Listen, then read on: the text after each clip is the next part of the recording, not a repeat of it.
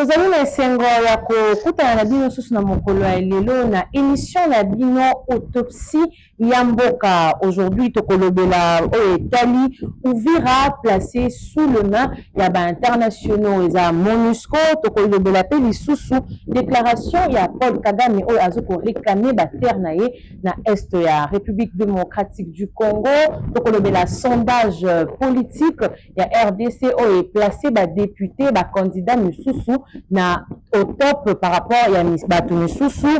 Et puis tokolobela créativité ya Gentini Ngobila. Comme à l'accoutumée, nous avons notre invité monsieur Pierre Lula oyo akolungolela biso par rapport à ba sujet nyonso toza nango na mokolo ya lelo. Bonjour monsieur. Bonjour madame. Soyez les bienvenus encore. Merci encore d'avoir accepté notre invitation à la plateau Nabiso. Le lot tozali kolobelana no matali M23. M23 et c'est les déclarations disons que Batiki Nyons Uvira na maboko ya MONUSCO. Qu'est-ce que vous pensez de cela? Merci maman de la binga na émission na biso ya autopsie ya mboka. Na mona ba farceur na mokili.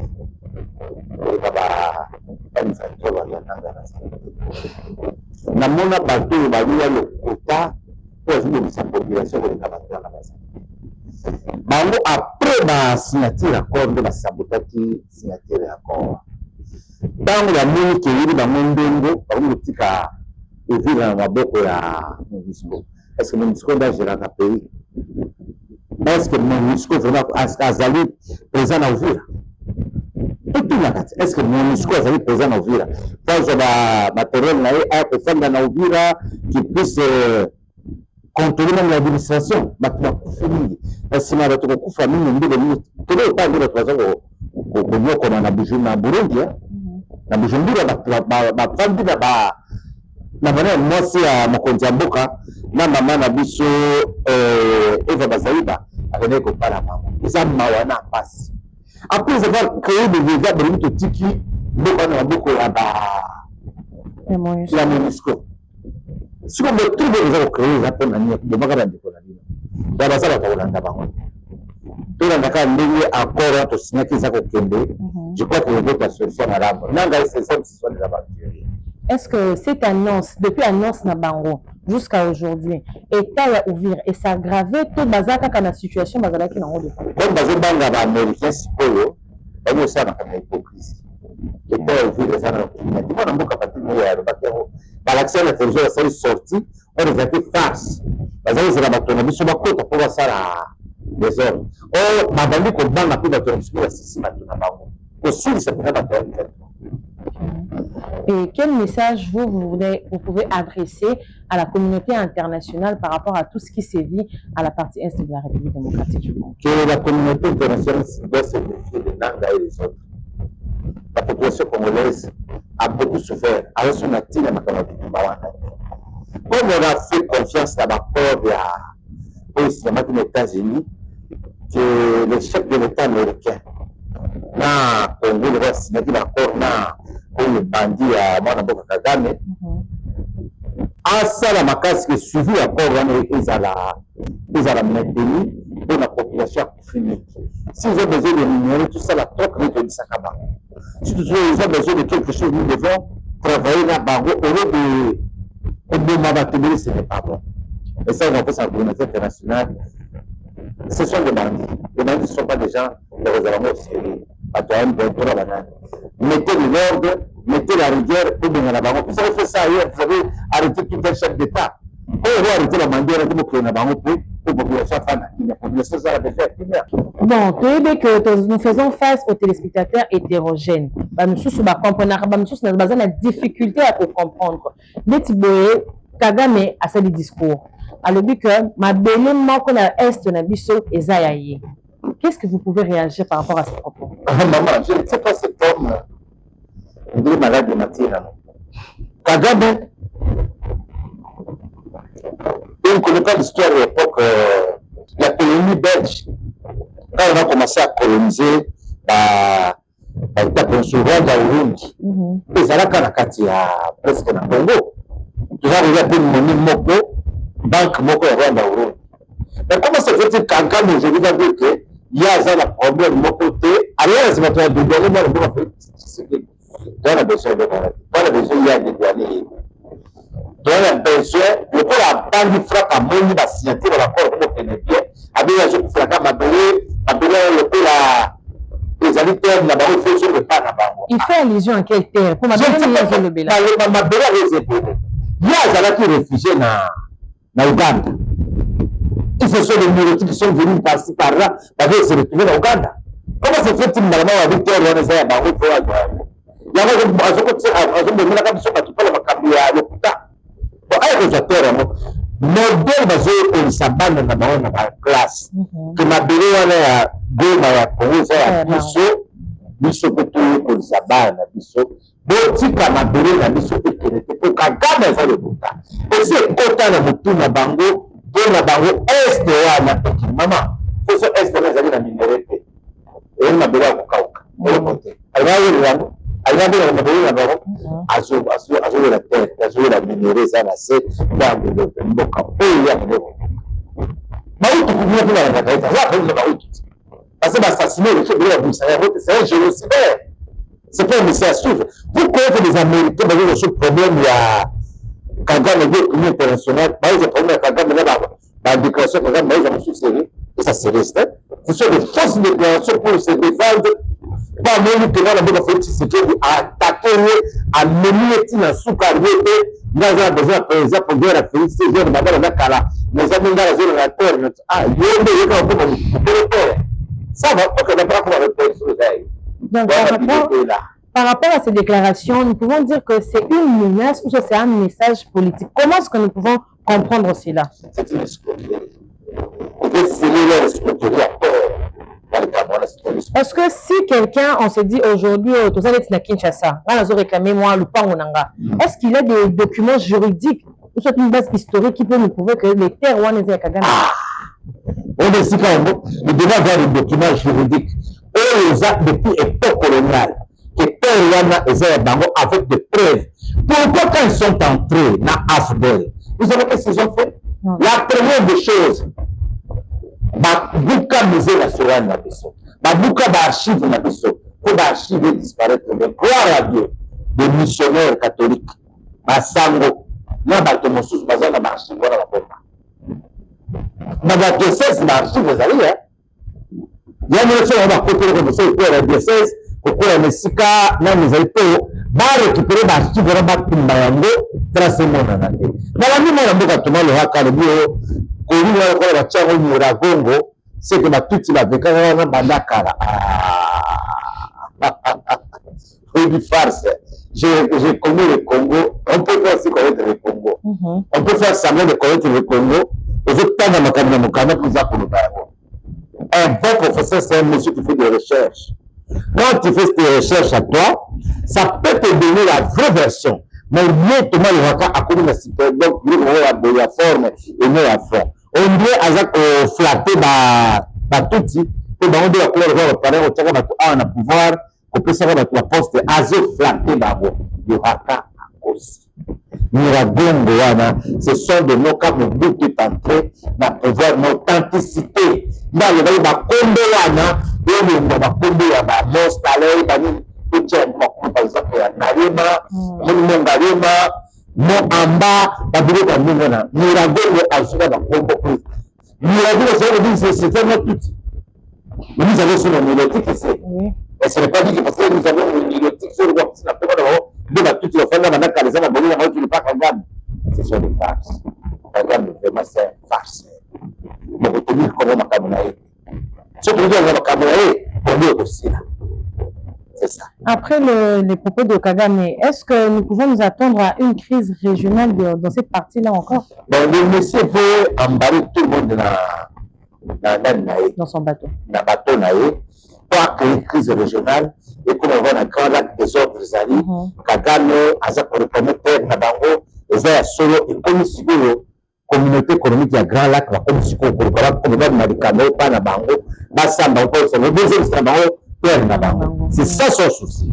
Or, ce n'est pas ça, les archives sont là. Il y a un sondage que nous voyons où on a publié des personnalités politiques qui ont accompagné le chef de l'État, Félix Antoine Tshisekedi, en 2025. Et parmi ces personnalités, on a Félix Bossekota et Tony Kankou-Chiko. Que pouvez-vous nous dire par rapport à ces sondages, tout d'abord? Le sondage, c'est le sondage du peuple. D'abord, j'ai lu ça, j'ai lu les analyses, parce que nous avons plusieurs maisons de sondage. Le sondage, on a fait, ça pourrait maintenant. Tout ça, comme ça, les amis, le peuple d'abord, et peu d'opinion.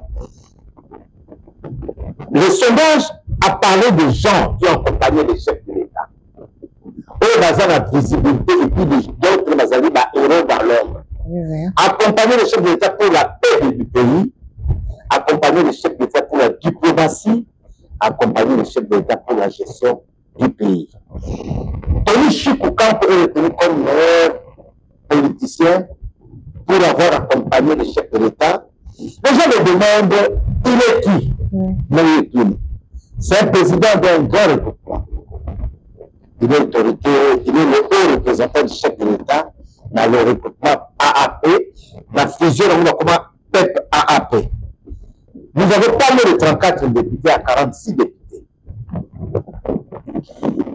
Tony Chikou est le haut représentant, c'est lui le chef, l'autorité morale de cette histoire-là. Le chef.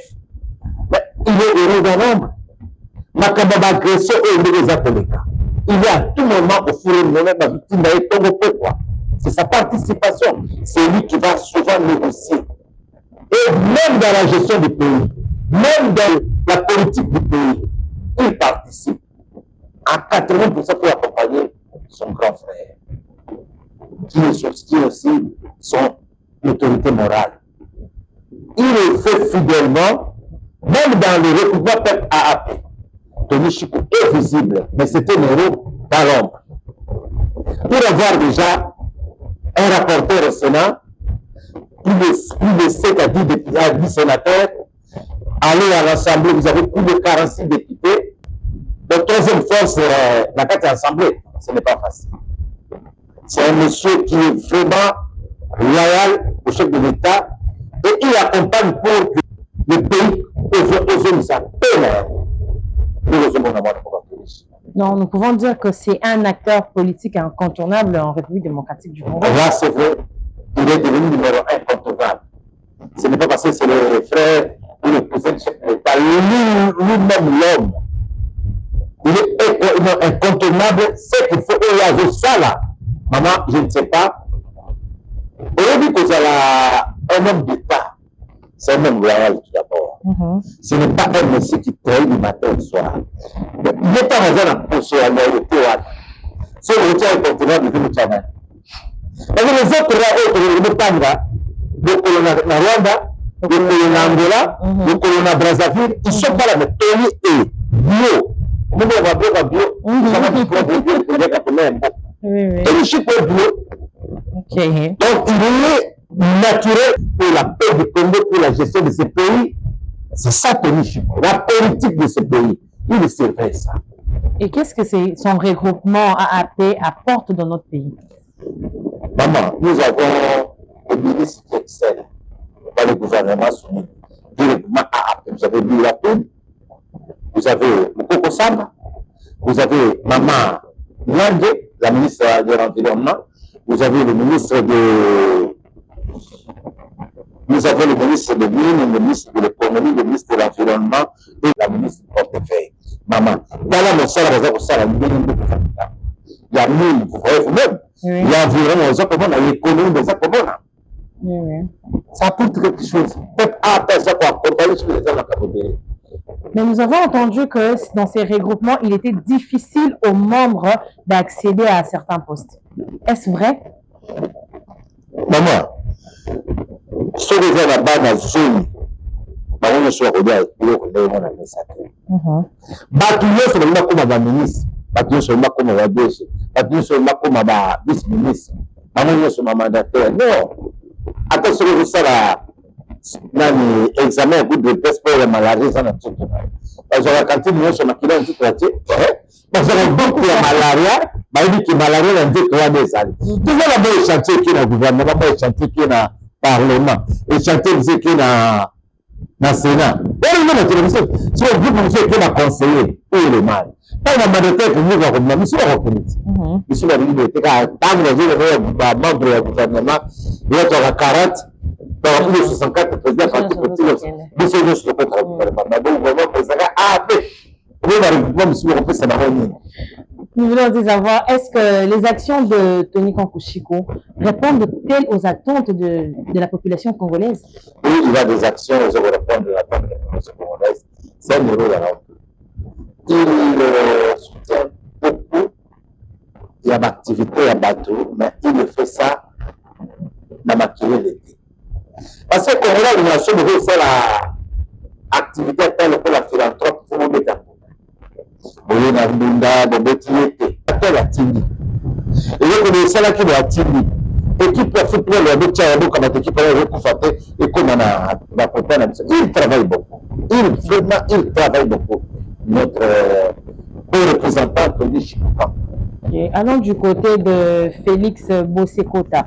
Comment vous avez pris son choix? Parce qu'il est classé parmi les meilleurs députés nationaux à 83% de la population. Félix Bossekota, déjà, on appelle ça qui est Andimagité, élu. Aja élu, mais c'est que celui-ci a fait. Na Tchouapa. Ah, on a Kinshasa, na politique, na IDPS, na Yé. À Kamosibato.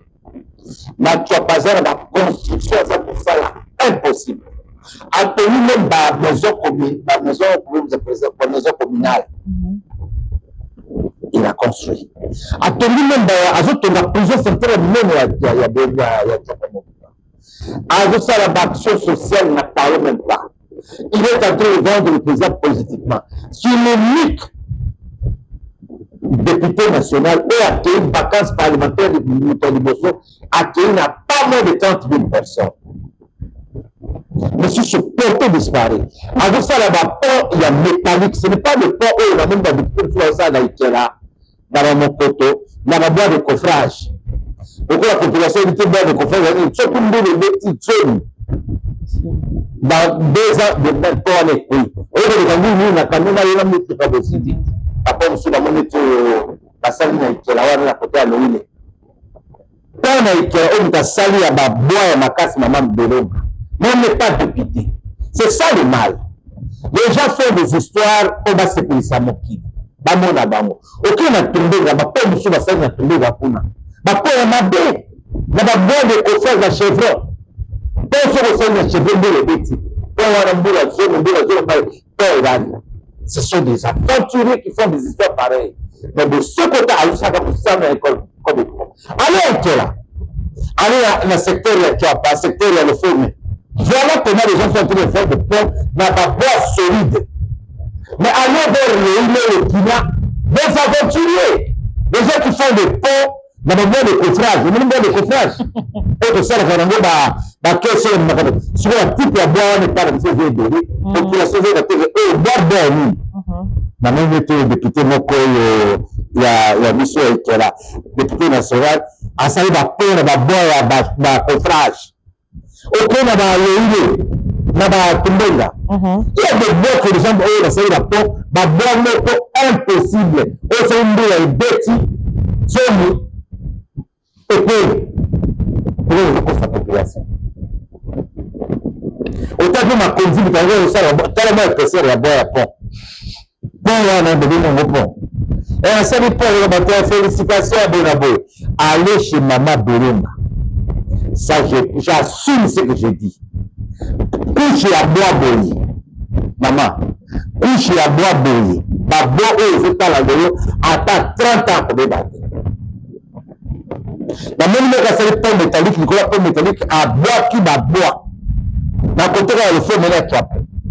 Mais quel est le côté d'un côté, la salle, la honorable Yori. Mais non! Ce sont des ponts qui accompagnent là. Ils sont premiers à critiquer les gens. De Tekizamba, de c'est la population de l'hôpital, n'a pas de la population. Pas de la population. Ils sont ici dans toutes les commissions. Dans ce blanc, les autres sont dans le salon, pas peur, n'a pas de l'État à ça, dans le salon. botika l'État asala mosala na ye botika farce na population. La population atoka mingi baza kokufri. Mais baza na richesse café, et baza na café EVA, baza na masambo eza kopela na zamba pe nzela ya kolekisani te. Député vacances parlementaires à Paris. Vacances parlementaires à Bruxelles. Le la moto à l'avant la mona de comportement. Et vous bien ça na jeunesse na yoto no tabula ba mikiliana sans que ko ta ministre ta député tabula ba mingi. Donc on a le député la ministre tout le monde a ça ndani ya poto le côté. Ba ko yanga ko poto ba ko denga poto. Waka na moko ko député et tu as bâti le kinda personnel. Il est vraiment un magnifique monsieur et elle ne pas sa population. Pas les autres ici. Pas les autres. De ce côté, c'est un monsieur à féliciter. Maman, dis-le qu'il y a Sali, avec le grand féliciter. Vacances parlementaires, qui va Bruxelles, Paris. Il y a qui est dans Mboka. À famille dans Mboka, 3 semaines. La population, mais pas du besoin. Plein de ce qu'on a craqué. Et la plein là, maman, moto na transport dans la Konaï, moto na moto à Korea, moto qui est toujours qui l'hôpital, c'est ça. Donc nous pouvons dire qu'il incarne un meilleur modèle de député en RDC. Un meilleur modèle de député, lui surtout, à Zakopeka, positivement l'image à Félix. Qu'est-ce qui est différencié des autres? Je suis d'abord égoïste. Je suis la monde à la carte. Je suis sur le monde à la campagne électorale. Pour tricher la CENI, vous allez proclamer la CENI, mais les autres, ça naturel. Les députés bio.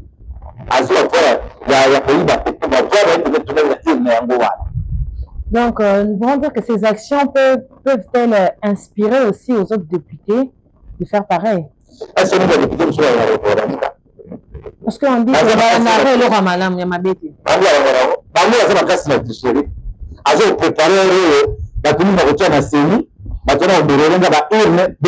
on préparer. Alors, vous voyez campagne, s'en fout de la population. Ça fait une population de lui, il s'en fout. Son problème, c'est ma sala, ma série, et puis, la population cible. Il faut qu'enterrer les gens, mais si on regarde la même moyen, à côté qui s'arrête. Alors, ça, c'est plutôt vraiment mon fait. Les députés nationaux et provinciaux, leur rôle pour le peuple à Congo, c'est enterrer les gens. A Kofi a eu ça la technologie na ye. Celui peut payer. Mais on tape les sur la bonne chose à la liberté pour la casa ni les autres cassés. La tour là monsieur la dit hein. Yo c'est il y a cara pour lui il y a. Il a collé la Kamali, il a collé la Kamali. C'est la première député de la République sociale. D'accord, ordonnance présidentielle. Et là ça va député de ce Manasséni, c'est pas ça. Vraiment le pays va mal. Les députés nationaux et provinciaux doivent suivre l'exemple de vos secteurs. Allez-y! Allez, je vais les construire. Vacances parlementaires, pour vous savoir la porte pourquoi. Bon, c'est pas qu'on a prototé. Comment il a prototé? Donc, on a la émission. Et je vois. Tout ça, paradité. Quand on a donné des interviews, ils appellent la porte. Oui, que si nous avons beaucoup de travaux, ça tient dans la tête. Quand il fait ça, sauf que nous avons des maboules, vous avez la petite de maboules.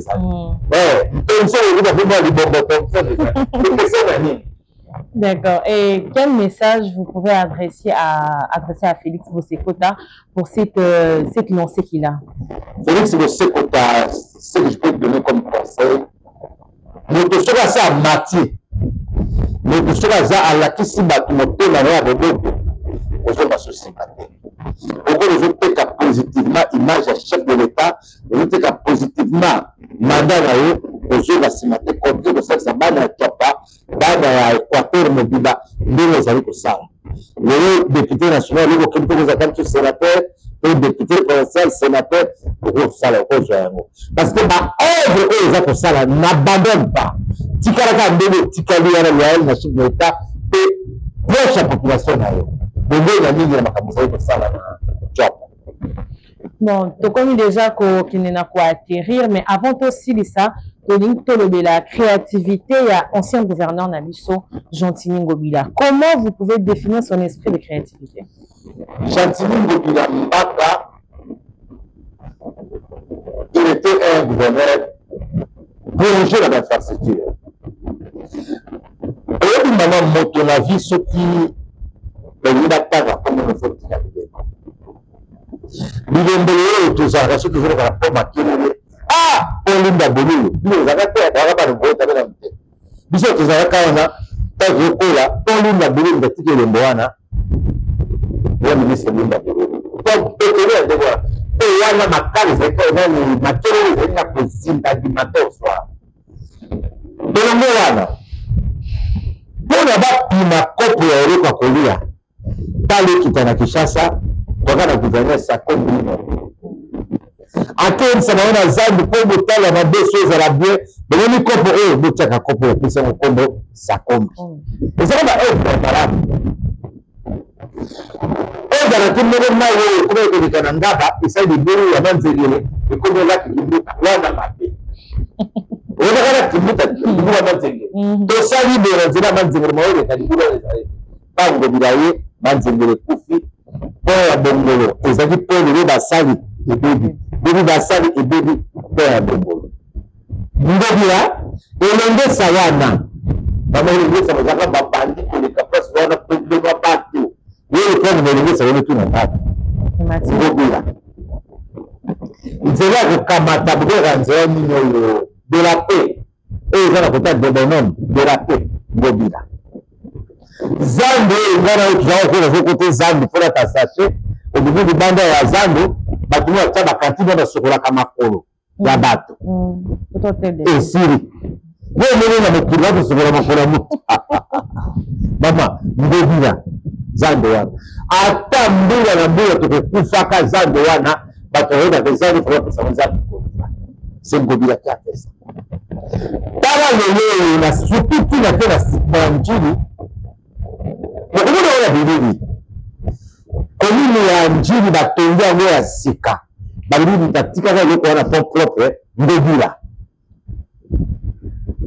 me nayebaka te soki salite oyo ekomi na Kinshasa lelo makasi oyo na ngobila oyo ezala lisusu mais la population attribue que salite oyo eza ngobila yango natiki yango tala mituka oyo moni nyonso te etondi wana ya baturke ntango eyaki mituka baturke wana ya peri nyonso moni wana c'est ngobila qui a amené le Turc dans les applications de l'État. Quand vous basez la Turquie, chef de l'État présenté par le président de la Turquie, a dit à petit moment d'amener à Al-Barak, ça va payer, de la salle de la Turquie pour Turquie et si la sanité. De la paix, ça pas moins de 80 véhicules. Il y a miné. Et ça, il y a Bumbaté, Bumba zété et le côté. Quand combien? mais tozomona baaction na ye kini bopeto kini ezobonga kini bopeto c'était gentil kini ezobonga non mais il a dit c'est un processus il y a eu à côté eloko nyonso banaka maleme maleme il a dit qu'il a trouvé Kinshasa na état moko ya insalubrité ye azosala mpe mosala otika ye temps tovanaka na Kinshasa toyebi yango malamu Kinshasa. Bumba, Bumba. Selon ses dires. Parce que lui, il dit que par rapport au rapport Oya Jouaka, même dans mon population de l'Obatika. Comment Bumba ta Ranzera? Il devait avoir ta Ranzera. Si on t'a pas fait ça, mais ça ne veut pas dire que tu n'as pas fait. Mais il y a une mission. Car au seul moment où vous savez les actes, vous devez être parmi les meilleurs que vous avez à dire à Kinshasa. Mais fortitude ngobila tiki na manzela tiki aucun gouverneur wala vile sur mama basala vote et à ça la bénédiction de la boka politique secret Kabila président de la République Mbuta sala nzela kwa 7 km wala le kuta banana kinyati moi grandi ici na botami na mama ye moawa c'est un hôpital général naza kinwa omona ya kalamu ezala ke tchero na monoko na ya pembe kalamu quand cité oyo quand cité de kauka eza kuma quand cité ratonde batomi ezalaka salite de été ndobila yo bia mobumba yo bia moto bumba kabona mokebina bumba bokesende la bonne bokamata mokolo ya kala botielaka bumba koyokoza gouverneur te ata vice bumba titulaire oyo moyo gouverneur asala mosala na Hilton ce collage a été la Sikaï. Ce collage a été maman. Et pas quand tu as dit que tu as de vivre la personne, maman. Mais tu veux vraiment que tu as mon deuxième mot que tu as de vivre. Voilà, bomba. Ah, il meurt de la vie. Il sera à bomber sur le terme. Il meurt de sur le qui sera jamais. Il meurt de sur le qui va faire. Tu connais quand tu as stade de la parce que on fait face aux inondations actuellement. Inondations, ils ont vraiment na Kinshasa mobimba. Il y a que ça canate. Donc on a dit que tu as dit la balabala et comment payer la maille. Bomba. Voilà on peut dire. Mais Bomba nous dit dernièrement que l'éclairage public aux aïeux de Kinshasa mobimba. Aujourd'hui à la moto les amis de Manongate. Mobilateur c'est Bomba. Mais il est en train de faire petit à petit. À l'habitude qu'il a été temps, il est en train de faire l'arrêt. Ah, c'est de 4 ans. Tant qu'à depuis 4 ans. Donc il a fait 5 ans en tête de vie. Nous, quand on a bien, quand on a bien, mais dans 5 ans, on a sali dans Nzela, au public, a sali 12 ans, à Salaka à voter. Bumba, pour le Robinson Bumba. Donc on se remet sur la deuxième jour sur la haute bébé, à mon fils de route, pour que vous participer à ma camarade. Au moins, mon gros famille, nous avons fait pour le hôtel de ville, fois, après ça, comme on fait, dans sa camisala, à Zobé, à Bumba. Non, nous sommes là pour la population. Je suis ni contre ni pour. C'est par rapport à ce que la population est au Banabiso.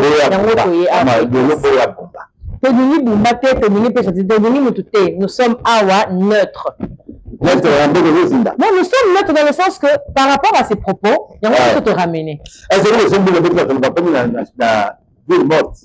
Et comme populaire. Bon matin. Pas moins de se dire. On fait la une heure, 2 heures. Après 2 heures de temps, il y a qui est beaucoup de maman. Puis ça, c'est la mission. Par exemple, il y a des choses de ma voiture, ok? Tu sais, c'est lui. On a un combat. Donc, sur le la Bacabia, au la province. La province a choqué sur le sujet. Même moi, on a beaucoup de bobo de sur le sujet comme retenir parmi les meilleurs gouverneurs. Malgré ça, il y a 3 mandats, mais tout le monde dans la mission de ça. Ok, avant tout. On a les attaques 2 mois en Ghana, autour de la marathon. Tout le temps, on a les autres télé. Total, on a le crédit carbone. Tu vois, le crédit carbone. Quand tu reconnais. La qui peut téléspectateurs, que tu recrutes un ministre. L'environnement, maman, on a Koyambaye. Parce qu'il y a des administrateurs, mais déjà, crédit carbone, Koyambaye.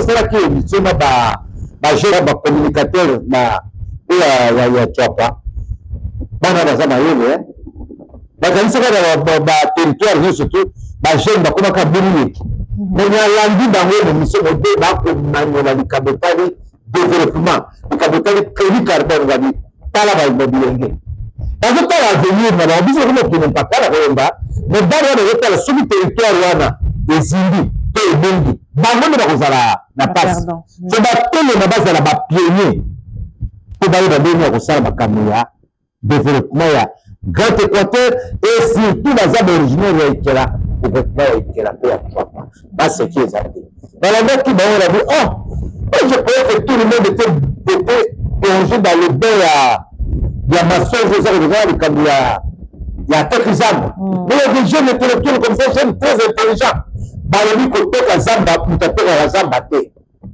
kwa zamba wana pesa yeta zana kati bakunda bakoko na baparane na kati mais yateka atekite ayeni bisongo moto bunu yetu ezua que c'est qui azula million pour le terrain développer maman toko solo makambo wana si pour biso lelo ezalaki introduction makambo de malade. Donc, comme il presque na souka, mais tu as une question kaka moko. Conseil minimum, parce que vous avez parlé des inondations, l'insalubrité à Kinshasa. Nous avons des vidéos qui montrent que la population y est mon cas soit déchets naé azo qui boit na bakaniveau. Qu'est-ce que vous pouvez dire à la population congolaise au lieu que justement accuser condinabiso, parce qu'il y a d'autres tranches de la population qui disent que l'autorité va ça de leur côté, comme c'est le bisoté, tandis que biso moko de tout ça premier destructeur ya ville na biso. Madame, aux Américains, ils sont encore destructeurs. Aujourd'hui, nous connaissons une gaberie malade comme on a pema. bakisi ekomi kochange. Il faut appeler ceux qui sont malaria, antibiotique na pe mapo salite eleki. Ngombiana azomemela biso salite pe na nzoto. Aza kolia ngungika ezaka ebale ya mai, mais ngungi ekomi ya salite. Excès ya salite wana même moustique wana aza kotransmettre na malaria na maladi mosusu na nzoto. Ngara kanisa kuti covid ye covid te salite eleki.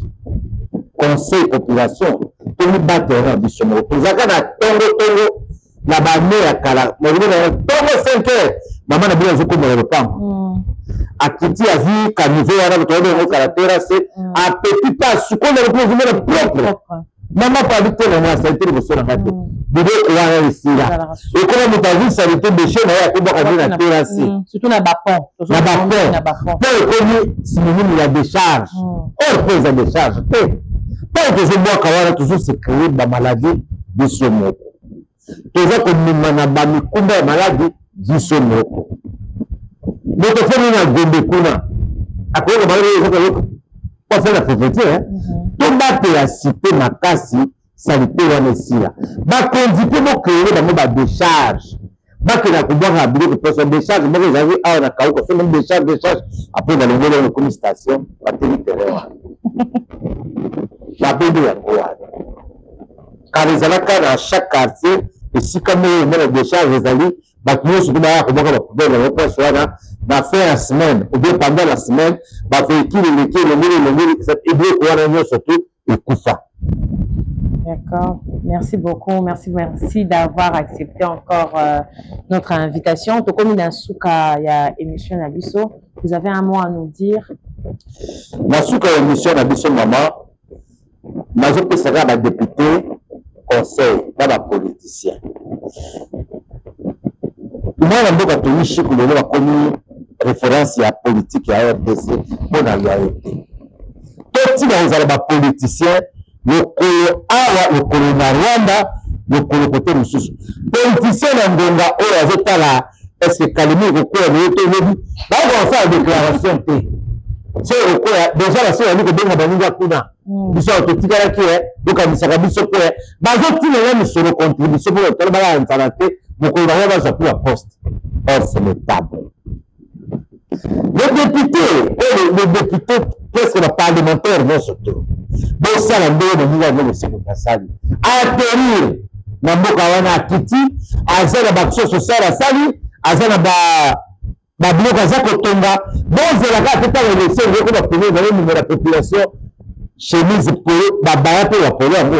Au moins, nous allons polo na yo, akamati polo susu ya Joaquin na bakisi, akamati, awala ta apose les 15 députés. Azera 15 polo. Cela veut dire que tu vas regarder nzela na kombi na ndako a changer pour katiti. Kwa vile ukisaka na mbele na babo na bwana babo.